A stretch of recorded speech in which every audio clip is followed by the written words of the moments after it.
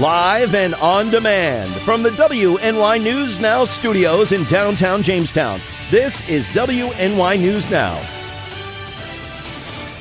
And thanks for joining us for WNY News Now. We made it to another Friday. I'm Justin Gould. And I'm Matt Hummel. Happening now, police have released the name of Wednesday evening stabbing victim.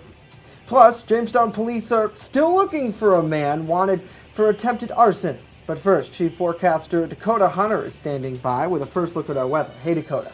Hey, Justin and Matt, and happy Friday, everybody. And you can see First Defense Doppler behind me. There is absolutely nothing returning on the radar. Once again, all this you see here is radar garbage. It's just bugs and dust in the atmosphere and just what we call ground clutter. So that is no rain. There should be no rain throughout the day. Now, I want to take you through Future Scan very quickly because when you look at a computer model simulation like this, you can see the model spits up these showers.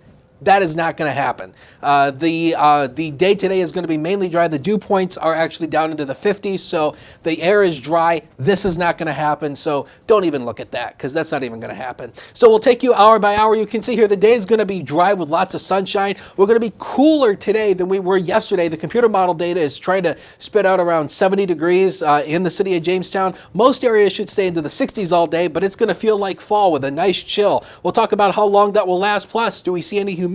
We'll talk about it with that 7-day later in the show. Justin and Matt. Alrighty, looking forward to it. Dakota, thanks. Our top story, Ellicott police have released the name of the victim in Wednesday night's stabbing that occurred near the Bullfrog Hotel.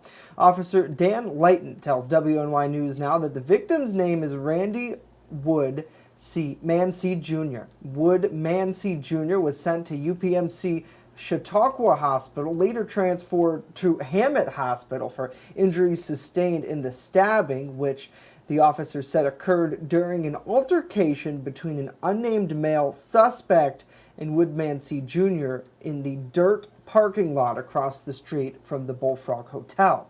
Now, Wood Mancy Jr. is currently at UPMC Hospital, but officers did not have updates on his condition. Now, Lighton says that the investigation remains ongoing and investigators are still talking to witnesses. The officer adds that no one is currently in custody and no charges have been filed yet. In addition, Lighton says he was unable to comment on a motive in the case. Anyone with information is asked to contact the Ellicott Police Department at 716-665-7083. The number again is 716-665-7083. All calls and tips will be kept confidential. Another story, police continue to search for a wanted City of Jamestown man accused of attempted arson. Jamestown police and members of the United States Marshal's Office conducted a search for 47-year-old Todd Delahoy in the area of Willard Street and Willow Avenue yesterday. However, police say after a nearly 5-hour search, they were unsuccessful in locating Delahoy. Police say he is also wanted by authorities in Pennsylvania for a parole violation, and anyone with information on his location is asked to contact the Jamestown Police Department at 483-7537 or via the police's tip line at 483-TIPS. That's 483-8477.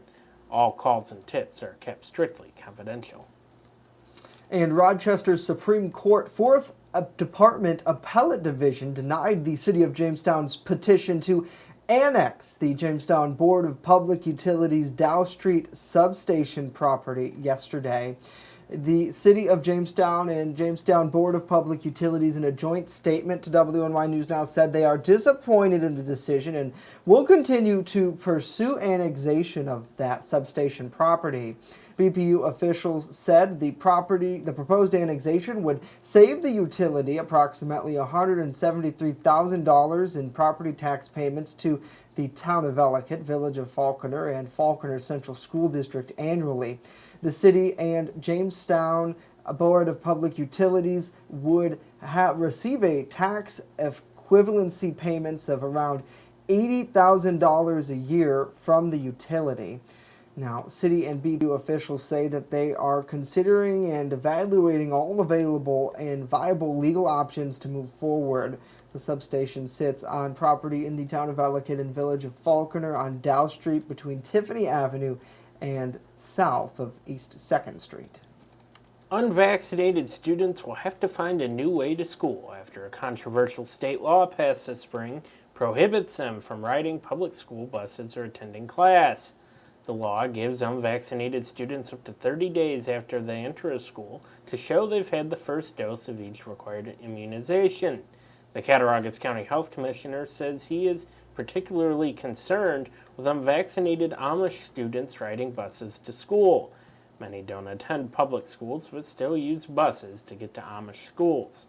The commissioner says they will still need to be vaccinated even though they are at separate buildings. The commissioner is looking to meet with Amish leaders to set up vaccination clinics before the school year starts. Those in violation of the law could face civil penalties.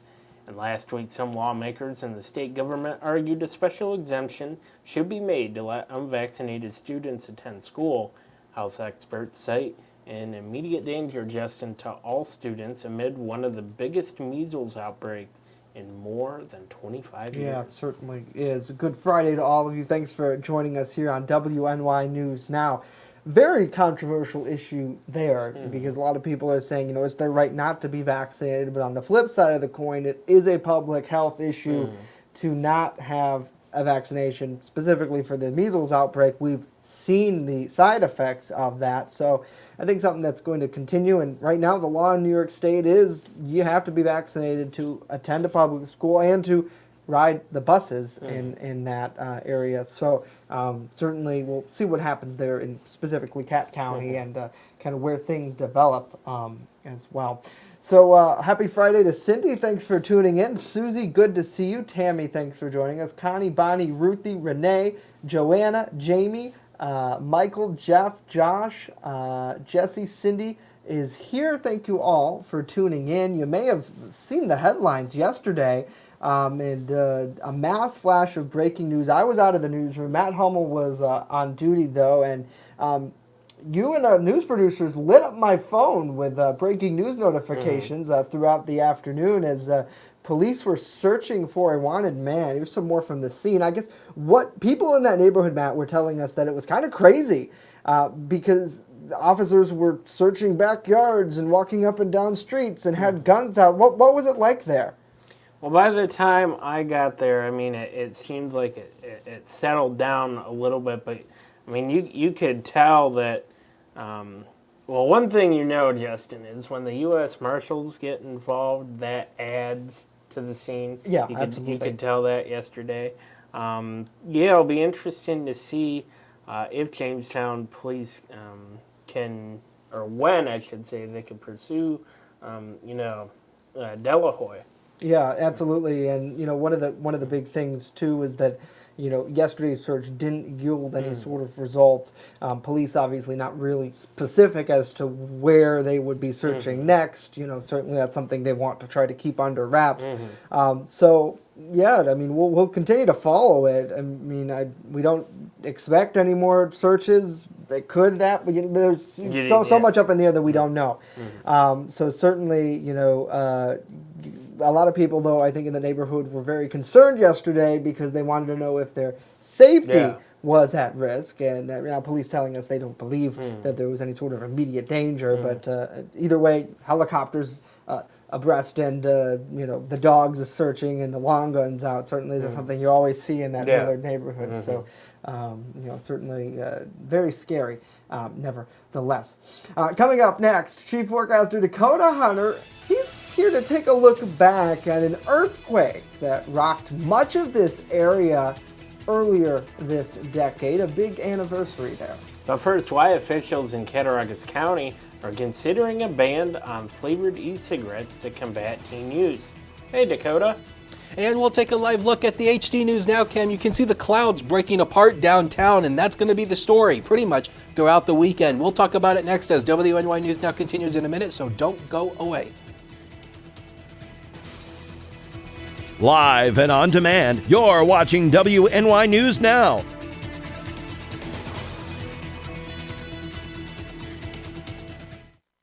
Now open in downtown Jamestown, Pearl City Hops, restaurant and tavern. I have some real old-timey dishes on there that I'm just giving new life to. Like there's a shepherd's pie on there that's going to have some bison in it, real thick hearty gravy. Then I'm also doing beer flights. We're pairing it with a set of sliders, a set of tacos, and a set of mini rolls. So everything's gonna have its own pair, so you can get a taste of a little bit of everything and all the beers. We don't want to be known as the restaurant in the hotel. We want to be known as Pearl City Hops. You're watching WNY News Now, where coverage comes first. Want weather now? Download the WNY News Now mobile app and stay up to date on severe weather alerts. Plus, anytime hazardous weather strikes, stick with the Southern Tier's only 24/7 streaming network that keeps you safe. You're all in a tornado warning, so now is the time to go to a safe place, small room, lowest floor, near the center, away from windows. What are you waiting for?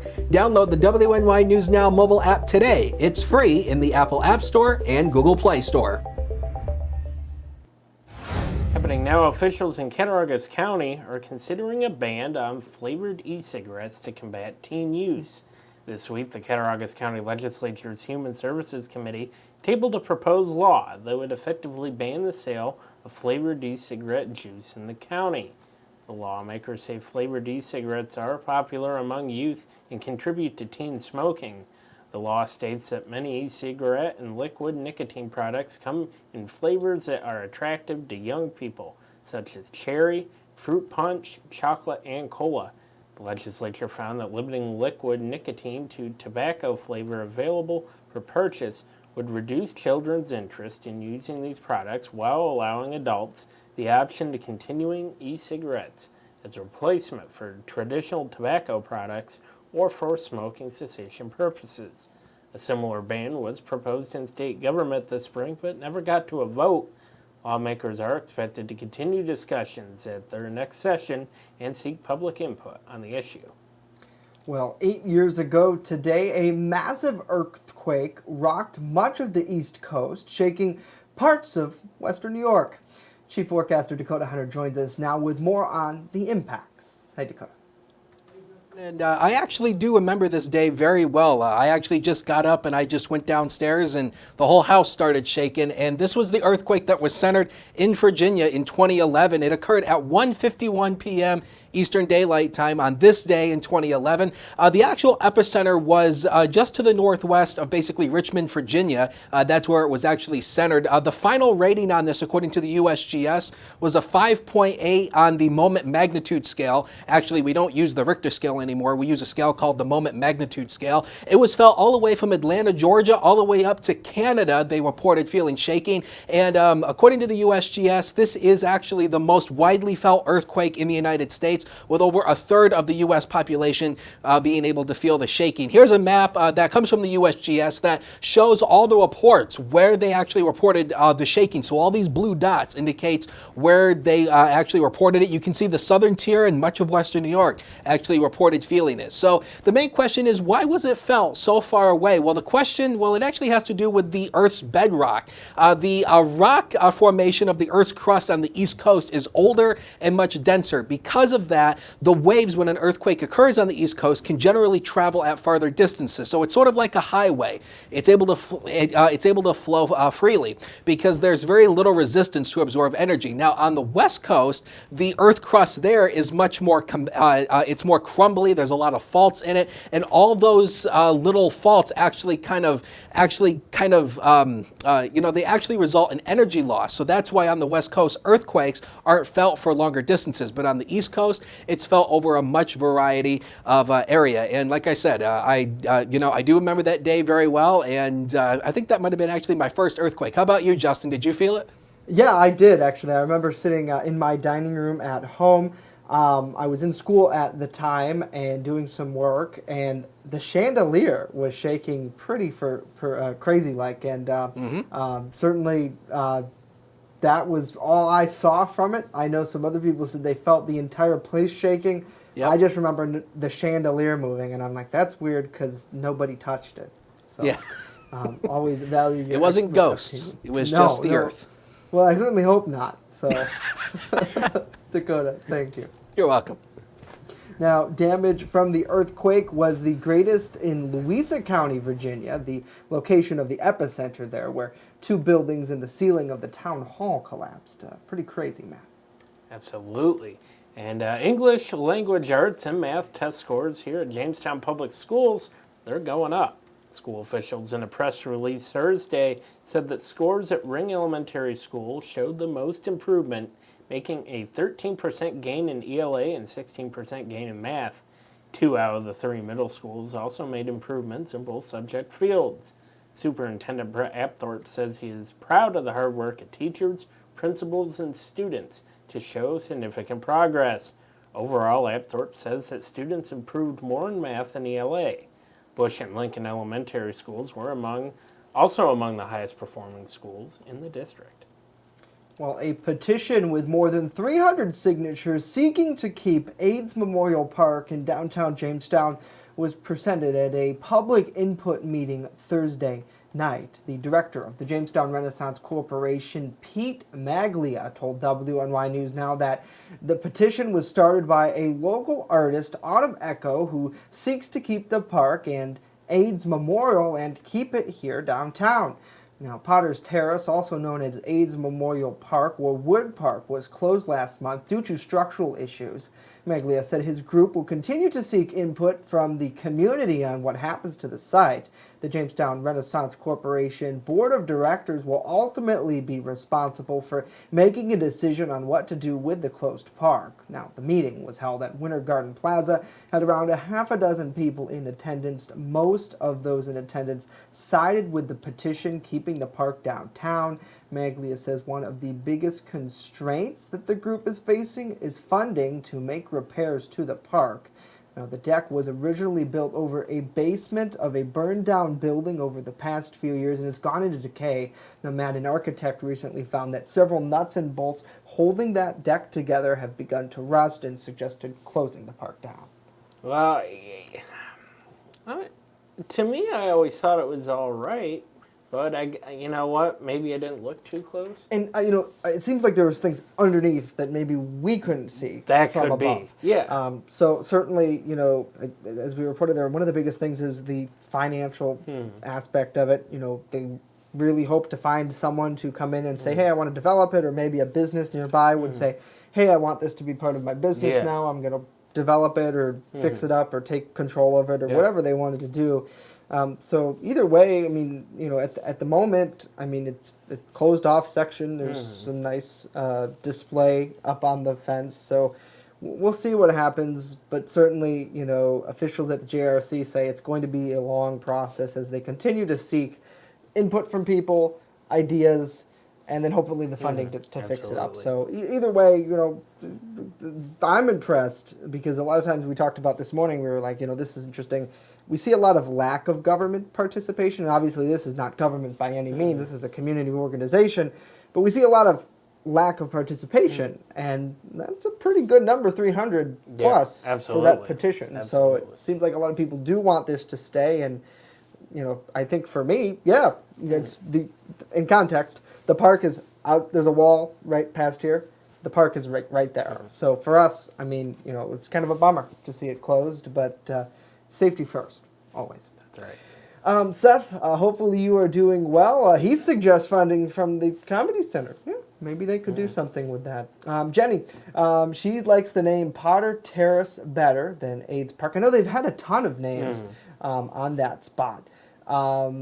Let's see. Lori, good afternoon to you. Great to see you here. Thank you for tuning in. TGIF, David, hopefully you also have a safe weekend. I know I can't believe today's Friday. It's like the week flew by, but I'm ready for a weekend, that's for sure. Give me the W.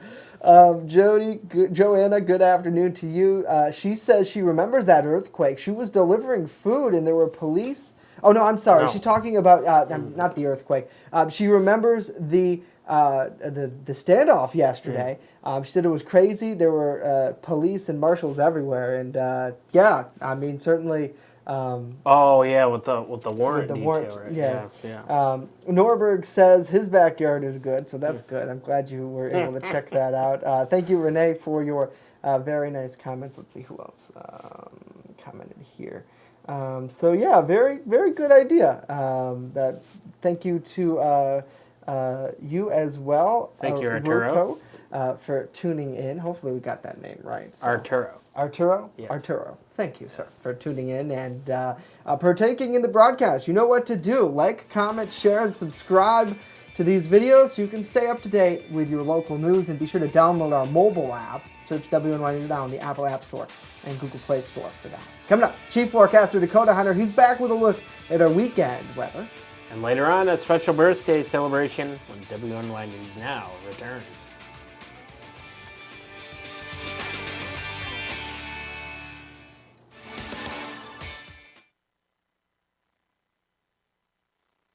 Extra, extra, read all about it. Not tomorrow, but right now on the WNY News Now mobile app. Follow local news as it happens. Top story, a Forestville man's weather video has gone viral. And stay informed with the Southern Tier's only 24/7 streaming network. Our Matt Hummel is standing by live outside of Chautauqua County Court with more on this case. Matt, good afternoon to you. Download the WNY News Now app right now. It's free on the Apple App Store and Google Play Store. With coverage that matters, this is WNY News Now.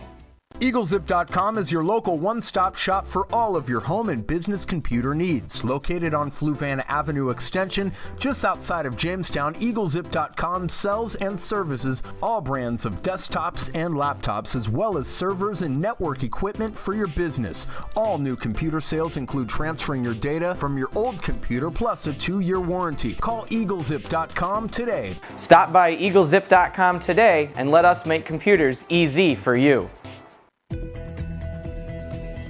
First Defense Weather, the Southern Tier's only live and local weather source. Now, here's Chief Forecaster Dakota Hunter.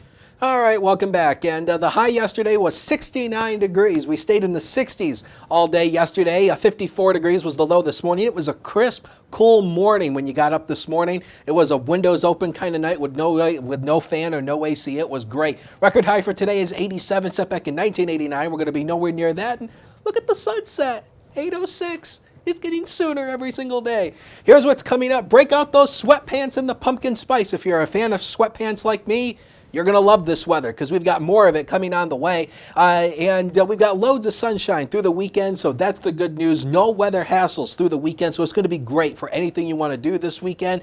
The temperatures remain cool and comfortable pretty much all the way through next week, but we do get a brief shot of humidity coming mid next week. And you know, with that humidity, the rain chances will go up with that. So here's the rain coverage over the next 5 days.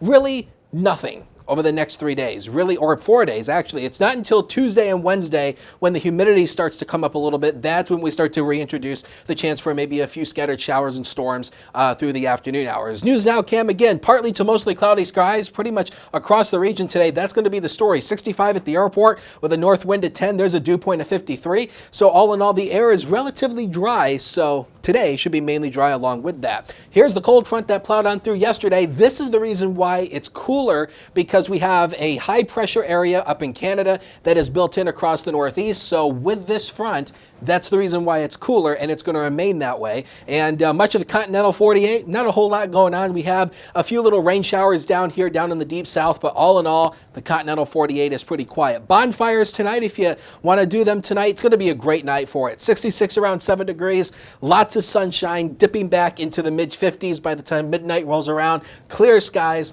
No chance of rain, no weather hassles for you tonight. So it's going to be great if you want to go out and have a night on the town or even have a bonfire. It's going to be great for that. Zone by zone here, temperatures here. This is temperatures this afternoon. So this is where we're going to likely end the day. Possibly around 69 around Erie, maybe 70 at Ripley. A cool afternoon, but lots of sunshine for you. Further off to the east here, look at Warren, maybe at 70 degrees here. Maybe Olean, mid 60s throughout the day, but lots of sunshine with a sun and cloud mix, feeling comfortable. Future. Here they come. 71 degrees tomorrow, 75 Sunday. Basically, great weekend for whatever you want to do across the region. And again, nice weather on Monday. There's that scattered rain chance Tuesday and Wednesday with that brief shot of humidity. But then temperatures fall back into the 70s on Thursday. Sports is next. Don't go away.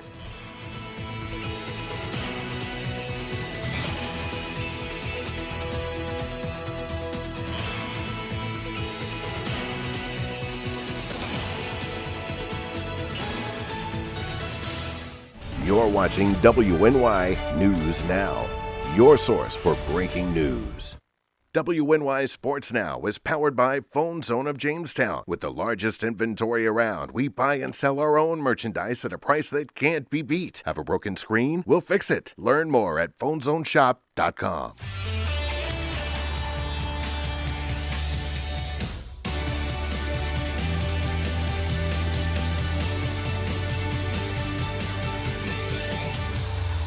Rejoice sports fans, it is Friday. Welcome back to WNY News Now. I'm Norm Rodriguez with a look at sports. More high school football games are slated to be played within the next week. The Lancaster Legends, a Class AA rival of the Jamestown Red Raiders, will be on the road for a non-conference game next Friday versus the West Seneca West Indians. In other upcoming football action, the Clarence Red Devils will open up their season next Saturday, hosting a non-conference game against the Kenmore West Blue Devils. Tonight, with an 8 o'clock kickoff, the Buffalo Bills will battle the Detroit Lions in the third game of their preseason. Buffalo is 2-0 in preseason play, winning their last preseason game 27-14 versus the Carolina Panthers last Friday night. Meanwhile, Detroit is 0-2, losing 30-23 against the Houston Texans, which was played last Saturday. The game tonight will be televised on CBS. Tonight, with a 7:10 first pitch, the New York Mets will begin a 3-game home series versus their division rival Atlanta Braves. Winners of 6 of their last 7, New York is in third in the NL East at 67-60, 3 games behind the Washington Nationals for second place, and a game and a half behind the St. Louis Cardinals for the final NL wildcard playoff spot. Meanwhile, with a 77-52 record, Atlanta is at the top of the NL East. Jacob deGrom is tabbed as the Mets starting pitcher against Mike Foltynewicz. The game will be televised on Sportsnet New York. That's it for sports today. Justin and Matt, back to you. Alrighty, Norm, thank you very much. A Village of Westfield senior recently celebrated a big milestone. Sylvia Colby, a longtime participant in the Chautauqua County's Office for the Aging's Conjurant Dinner Site program, celebrated her 90th birthday. Now, that site, which is located at the YWCA in Westfield, serves delicious hot meals at noon every Tuesday to participants in that program. Now, Colby, along with many friends, took part in learning about nutritious meals, fellowship, and recreational and educational opportunities. Now, reservations for that gathering are required. For more information, you can call NY Connects at 716-753-4582. Happy birthday to you. Pretty cool. 90. 90, right? It's great. Am I going to make it that long? I hope we do. I don't know if I am. But we could all be old and sitting around the studio talking about how the days back when were good. Mm-hmm. You know how I remember my These were the good old days. I remember my first trial, and let me tell you. No, but I mean, really, it's you know how much history she's probably been a part of. That's I love. For a while, I volunteered at a day hab facility for older people, and let me tell you, like, it's just incredible to talk to them and to hear their experiences and you learn a lot. You really do. Yeah. So, big congratulations to her. Well, let's get a check of our forecast for this weekend. Dakota, it's going to be nice, right? It is going to be fantastic. There's that 7 days. So again, great weekend. No chance of rain through the weekend. Anything you want to do, get it done. We see a brief shot of humidity early next week. That's why the rain chances Tuesday and Wednesday are there. But otherwise, this is feeling like the end of summer into the beginning of fall. What more could you want? Yeah, absolutely. I don't want that. You gotta love it. What? You don't like sweatpants, pumpkin spice? You don't like any of that stuff? I do. I love that kind of weather. Well, I know you guys do. I love pumpkin spice. It's great. The leaves, the smell of fall in the air. Fall is my favorite season, to be honest apple with you. cider, I like that. Yeah, those are good too. Saying hello to Jenny, Mike, and Seth. Thanks so much for hanging out and hanging around with us. News continues all weekend long at WNYNewsNow.com. Be sure to stay connected on our mobile app as we constantly update stories and let you know what's going on right here in your community. Matt, Dakota, and I, God willing, are back Monday. Yeah. Hope to see you then.